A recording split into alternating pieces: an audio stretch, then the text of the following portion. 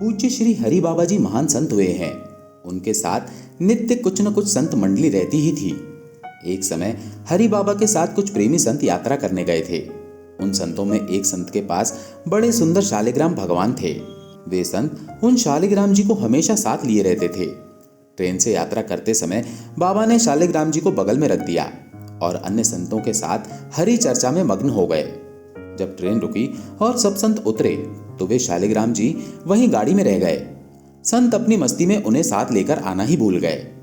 बहुत देर बाद जब हरि बाबा के आश्रम पर सब संत पहुंचे और भोजन प्रसाद पाने का समय आया तो उन प्रेमी संत ने देखा कि हमारे शालिग्राम जी नहीं है।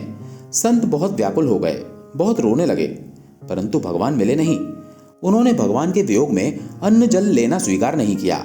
संत बहुत व्याकुल होकर विरह में भगवान को पुकारकर रोने लगे। हरि बाबा ने कहा, महाराज, मैं आपको बहुत सुंदर चिन्हों से अंकित नए शालिग्राम जी देता हूं। परंतु उन संत ने कहा कि हमें अपने वही ठाकुर जी चाहिए जिनको हम अब तक लाड़ लड़ाते आए हैं। हरि बाबा बोले, आपने उन्हें कहाँ रखा था? मुझे तो लगता है गाड़ी में ही छूट गए होंगे और अब कई घंटे बीत गए हैं। गाड़ी से किसी ने निकाल लिए होंगे और गाड़ी भी बहुत आगे निकल चुकी होगी। संत बोले, मैं वहां जाकर स्टेशन मास्टर से बात करना चाहता हूं। अन्य संतों ने हरि बाबा से कहा, एक बार इनके मन की तसल्ली के लिए हमारे साथ इनको स्टेशन जाने दीजिए। सब संत उन महात्मा को लेकर स्टेशन पहुंचे। स्टेशन मास्टर से मिले और भगवान के गुम होने की शिकायत करने लगे। उन्होंने पूछा, कौन सी गाड़ी में आप बैठकर आए थे? संतों ने गाड़ी का नाम स्टेशन मास्टर को बताया तो वो कहने लगे, महाराज, कई घंटे हो गए, यही वाली गाड़ी तो यहाँ खड़ी है। गाड़ी आगे ही नहीं बढ़ रही है। न कोई खराबी है न अन्य कोई दिक्कत, परंतु गाड़ी आगे ही नहीं बढ़ती। महात्मा जी बोले, अभी आगे बढ़ेगी। मेरे बिना मेरे प्यारे कहीं अन्यत्र कैसे चले जाएंगे? वे महात्मा ट्रेन के डिब्बे के अंदर गए और ठाकुर जी वहीं रखे हुए थे जहां महात्मा ने उन्हें पधराया था। भगवान को महात्मा ने गले लगाया और जैसे ही महात्मा जी उतरे गाड़ी आगे बढ़ने लग गई। ट्रेन चालक, स्टेशन मास्टर सभी आश्चर्य में पड़ गए और बाद में उन्होंने जब ये लीला सुनी तो वे गदगद हो गए। उन्होंने अपना जीवन संत और भगवान की सेवा में लगा दिया। कौशिक नामक एक ब्राह्मण बड़ा तपस्वी था। तप के प्रभाव से उसमें बहुत आत्मबल आ गया था। एक दिन वो वृक्ष के नीचे बैठा हुआ था कि ऊपर बैठी हुई चिड़िया ने उस पर बीट कर दी। कौशिक को क्रोध आ गया। लाल नेत्र करके ऊपर को देखा तो तेज के प्रभाव से चिड़िया जलकर नीचे गिर पड़ी। ब्राह्मण को अपने बल पर गर्व हो गया। दूसरे दिन वो एक सत गृहस्थ के यहाँ भिक्षा मांगने गया। गृह स्वामिनी पति को भोजन परोसने में लगी थी। उसने कहा, भगवान, थोड़ी देर ठहरो, अभी आपको भिक्षा दूंगी। इस पर ब्राह्मण को क्रोध आया कि मुझ जैसे तपस्वी की उपेक्षा करके ये पति सेवा को अधिक महत्व दे रही है। गृह स्वामिनी ने दिव्य दृष्टि से सब बात जान ली। उसने ब्राह्मण से कहा, क्रोध न कीजिए, मैं चिड़िया नहीं हूं। अपना नियत कर्तव्य पूरा करने पर आपकी सेवा करूंगी। ब्राह्मण क्रोध करना तो भूल गया। उसे यह आश्चर्य हुआ कि चिड़िया वाली बात इसे कैसे मालूम हुई। ब्राह्मणी ने इसे पति सेवा का फल बताया और कहा कि इस संबंध में अधिक जानना हो तो मिथिलापुरी में तुलाधर वैश्य के पास जाइए, वे आपको अधिक बता देंगे। भिक्षा लेकर कौशिक चल दिया और मिथिलापुरी में तुलाधार के घर जा पहुंचा। वो तौल नाप के व्यापार में लगा हुआ था। उसने ब्राह्मण को देखते ही प्रणाम अभिवादन किया और कहा, तपोधन कौशिक देव, आपको सदगृहस्थ गृह स्वामिनी ने भेजा है, सो ठीक है, अपना नियत कर्म कर लूं तब आपकी सेवा करूंगा। कृपया थोड़ी देर बैठिए। ब्राह्मण को बड़ा आश्चर्य हुआ कि मेरे बिना बताए ही इसने मेरा नाम तथा आने का उद्देश्य कैसे जाना। थोड़ी देर में जब वैश्य अपने कार्य से निवृत्त हुआ तो उसने बताया कि मैं ईमानदारी के साथ उचित मुनाफा लेकर अच्छी चीजें लोकहित की दृष्टि से बेचता हूँ। इस नियत कर्म को करने से ही मुझे ये दिव्य दृष्टि प्राप्त हुई है। अधिक जानना हो तो मगध के निजाता चांडाल के पास जाइए। कौशिक मगध चल दिए और चांडाल के यहाँ पहुंचे। वो नगर की गंदगी झाड़ने में लगा हुआ था। ब्राह्मण को देख उसने साष्टांग प्रणाम किया और कहा, भगवान, आप चिड़िया मारने जितना तप करके उस सदगृहस्थ देवी और तुलाधार वैश्य के यहाँ होते हुए यहाँ पधारे, ये मेरा सौभाग्य है। मैं नियत कर्म कर लूं तब आपसे बात करूंगा, तब तक आप विश्राम कीजिए। चांडाल जब सेवाव्रती से निवृत्त हुआ तो उन्हें संग ले लिया और अपने वृद्ध माता पिता को दिखाकर कहा, अब मुझे इनकी सेवा करनी है। मैं नियत कर्तव्य कर्मों में निरंतर लगा रहता हूँ, इसी से मुझे दिव्य दृष्टि प्राप्त है।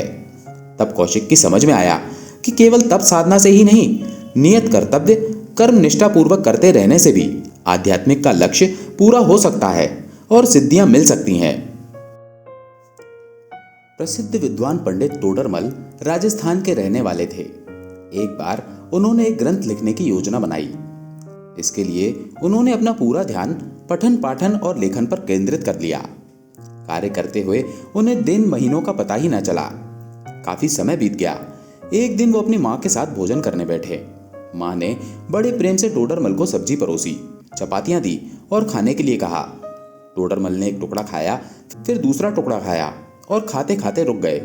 ये देखकर उनकी माँ बोली, बेटा क्या बात है, क्या तुम्हें आज मेरी बनी सब्जी पसंद नहीं आई? माँ की बात सुनकर टोडरमल सहजता से बोले, नहीं माँ, ऐसी बात नहीं है, पर मुझे लग रहा है कि आज आप सब्जी में नमक डालना भूल गई हैं। बेटे की बात सुनकर माँ उन्हें हैरानी से देखने लगी। टोडरमल ने पूछा, माँ क्या हुआ, क्या मैंने कोई गलत बात कह दी? आप मुझे इतनी हैरानी से क्यों देख रही हैं? ये सुनकर माँ मुस्कुराकर बोली, बेटा मैं तेरे सवाल का जवाब अवश्य दूंगी, पहले मुझे ये बता कि क्या आज तेरा ग्रंथ पूरा हो गया है? टोडरमल प्रसन्न होकर बोले, हाँ माँ, आज मेरा ग्रंथ पूरा हो गया है, इसलिए मैं चैन की सांस ले पा रहा हूं। फिर वो माँ की ओर देखकर बोले, पर माँ तुम्हें ये कैसे पता चला कि मेरा ग्रंथ पूरा हो गया है? मैंने तो अभी इस बारे में तुम्हें कुछ बताया ही नहीं। इस पर माँ बोली, बेटा दरअसल मैं कई दिनों से सब्जी में जानबूझकर कुछ कमी छोड़ती थी कि इसी बहाने तुम मुझसे कुछ देर बात करोगे, लेकिन तुम अपने काम में इतने मगन थे कि तुम्हें सब्जी की कमी का पता ही न चला। टोडरमल का वो ग्रंथ मोक्ष मार्ग अत्यंत प्रसिद्ध है। मित्रों, अपना कार्य पूरी तन्मयता से करने वालों को सफलता अवश्य मिलती है।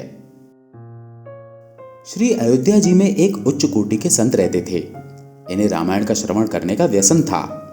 जहां भी कथा चलती वहां बड़े प्रेम से कथा सुनते, कभी किसी प्रेमी अथवा संत से कथा कहने की विनती करते।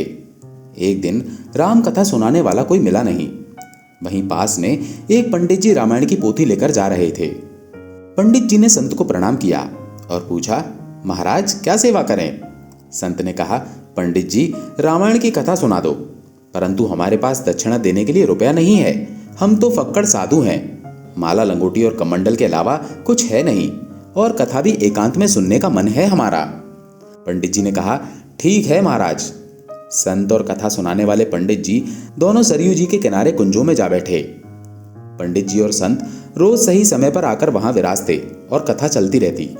संत बड़े प्रेम से कथा श्रवण करते थे और भाव विभोर होकर कभी नृत्य करने लगते तो कभी रोने लगते। जब कथा समाप्त हुई तब संत ने पंडित जी से कहा, पंडित जी आपने बहुत अच्छी कथा सुनाई, हम बहुत प्रसन्न हैं। हमारे पास दक्षिणा देने के लिए रुपया तो नहीं है, परंतु आज आपको जो चाहिए वो आप मांगो। संत सिद्ध कोटि के प्रेमी थे। श्री सीताराम जी उनसे संवाद भी किया करते थे। पंडित जी बोले, महाराज हम बहुत गरीब हैं, हमें बहुत सारा धन मिल जाए। संत ने प्रार्थना की कि प्रभु इसे कृपा करके धन दे दीजिए। भगवान ने मुस्कुरा दिया। संत बोले, तथास्तु। फिर संत ने पूछा, मांगो और क्या चाहते हो? पंडित जी बोले, हमारे घर पुत्र का जन्म हो जाए।